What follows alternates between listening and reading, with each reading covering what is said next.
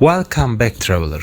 My name is Aytaç Ertekin and this is SITU, Silence in the Universe. Together we listen to the silence and search for the stories it hides. In our previous episodes, we walked through the farmlands of central India with Sadhana and learned about the Great Filter.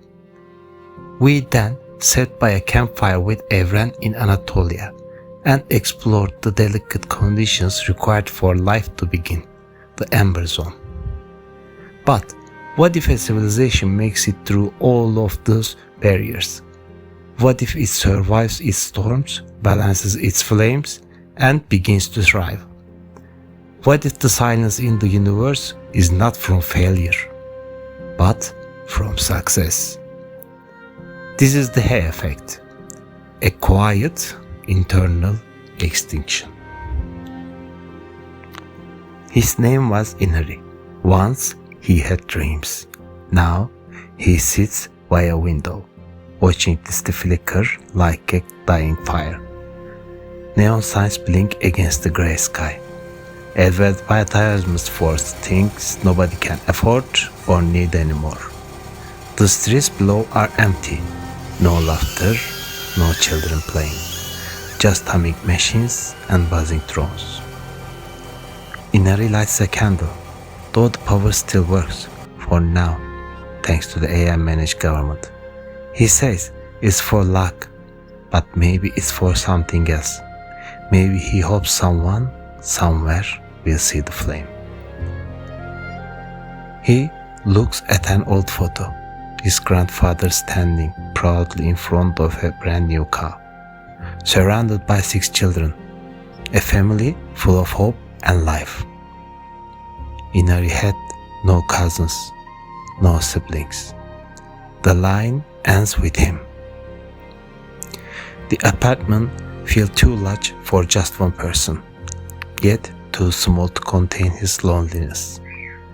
The walls are decorated with digital frames showing places he always planned to visit. Ancient ruins, verdant forests, crystal beaches, all perfectly preserved in images, while the real locations have been cordoned off due to environmental collapse or overwhelming tourism. Once he dreamed of love, and he found it. In university, he fell deeply in love, and she loved him too.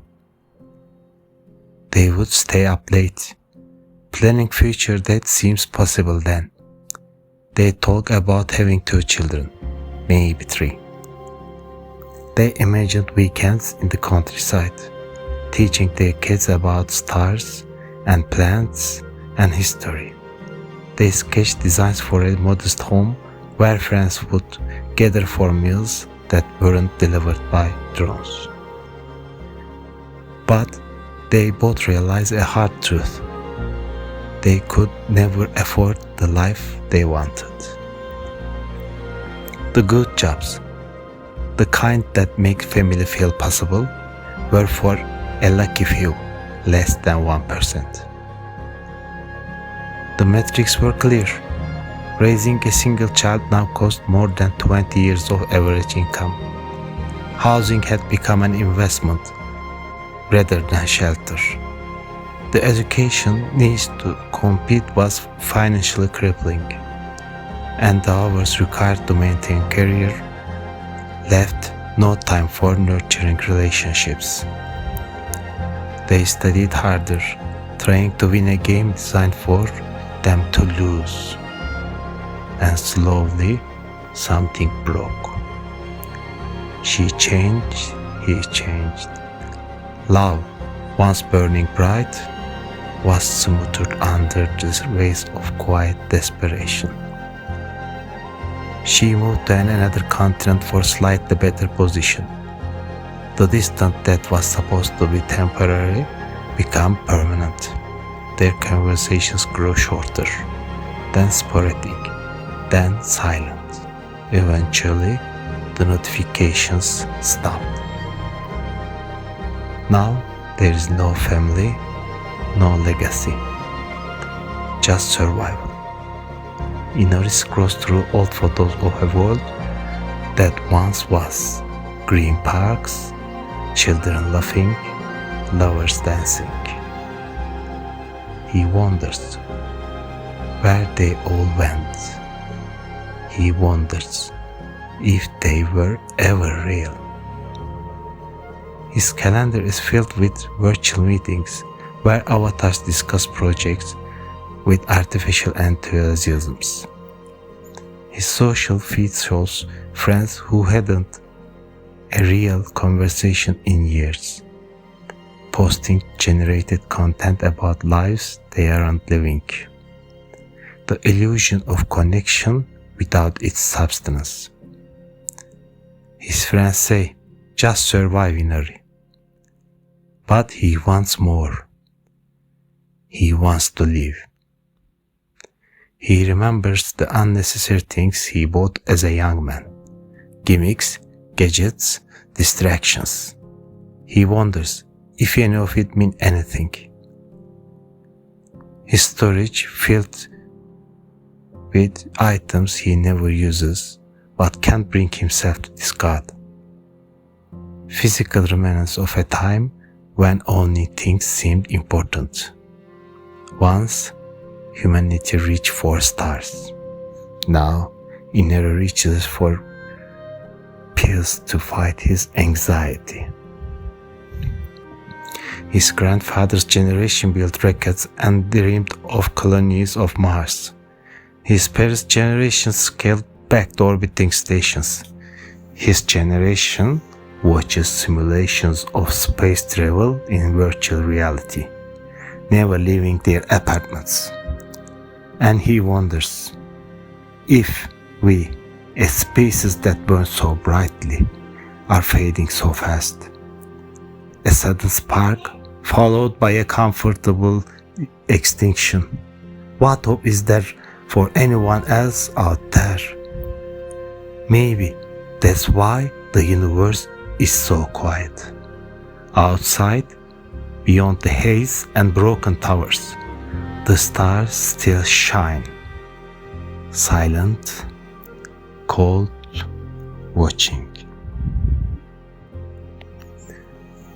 Inari's story may sound like science fiction, but perhaps it's already happening. I call it the decay effect, a possible answer to the Fermi paradox. A civilization survives its filters. It finds balance, it builds, thrives, connects, and then it collapses inward. Not from war, not from plague, but from its own success. In just few generations, humanity leaped from rural tradition to digital acceleration. Villages emptied into cities. Cultures blurred. Bonds frayed. And quietly, birth rates began to fall. The pattern is remarkably constant across cultures and continents. As societies grow more affluent, education levels rise and birth rates decline. What begins as empowered choice, delayed childbearing for career advancement, hardens into structural impossibility. Housing costs soar. Career competition intensifies. The social support that once made child-rearing possible dissolves. Now, many nations cannot even replace their population. Look at the numbers. South Korea's fertility rate has fallen to 0.78 children per woman, less than half the replacement rate. Japan loses nearly 500,000 people from its population. China's population began to decline decades earlier than expected, despite abandoning its one-child policy. Even in regions once known for large families, parts of Africa and the Middle East, fertility rates are plummeting faster than any models predicted. The cost of raising a child has risen, not just in money, but in time, stability, peace. A child requires presence, attention, security. In an economy demanding constant productivity and adaptation, these become luxuries few can afford. And the competition has intensified. Everyone must fight for fewer and fewer high status positions. Many give up, some retreat. Digital worlds offer simulated accomplishments without risk of failure. Chemical comforts provide temporary escape.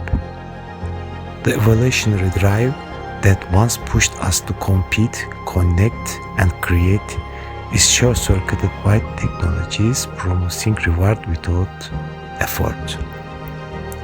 Loneliness spread, trust dissolves, gender relations become strange or absent. And so, slowly, silently, civilizations stop growing. Japan, South Korea, parts of Europe, even rising nations show the early signs. More elderly, fewer children. Cities designed for millions now operate at half capacity. Schools closed for lack of students. Retirement systems strain under inverse population pyramids. Innovation slow as societies grow risk-averse, preserving what remains rather than building what could be. And behind these numbers are people like Inari, watching the lights go out one by one. A society that looks advanced, but it's hollowing from within. Now imagine this happening on other worlds. Civilizations reached the stars and then faded. No war, no disaster. Just quiet, just comfort, just extinction. Perhaps the silence in the universe is not a scream. It's a whisper, a caution, a story told again and again across billions of worlds. They rose, they flourished, they forgot how to live, and they vanished. The telescope of silent astronomers might briefly detect the individual signatures of rising civilizations, atmospheric changes, energy emissions, artificial light, only for those signals to peak and then gradually diminish. Not in sudden catastrophe, but in gradual retreat. Perhaps they see what we are beginning to see on Earth. Cities that slowly dim, populations that quietly shrink, civilizations that forget their purpose. But maybe not all of them. Maybe somewhere out there, one civilization broke the cycle. Maybe someone learned how to balance progress with purpose, how to build technology that enhances rather than replace human connection, how to create societies where abundance serves life rather than replace it. Maybe someone learned to grow without breaking, to live, not just survive. And maybe their signals is still traveling, waiting for us to listen. That's why we search, to understand ourselves, to survive our own high effect. Because if even one voice makes it through the silence, then maybe one day someone out there will look up at their sky and hear us. In this episode, we explored the hay effect, a filter not of disaster but of decay, a quiet collapse brought on by comfort, disconnection, and slow exhaustion. We have now explored three possible answers to the Fermi paradox: the great filter of catastrophic events, the amber zone of rare conditions, and now the hay effect of internal collapse. Next time, we will look deeper into the concept of signals, both sad and lost. Could civilizations be talking past each other across incompatible timelines or mediums? Is it possible we are surrounded by conversations but lack the right ears to hear it? This is iTouch, this is SITU, and together we will explore the silence in the universe.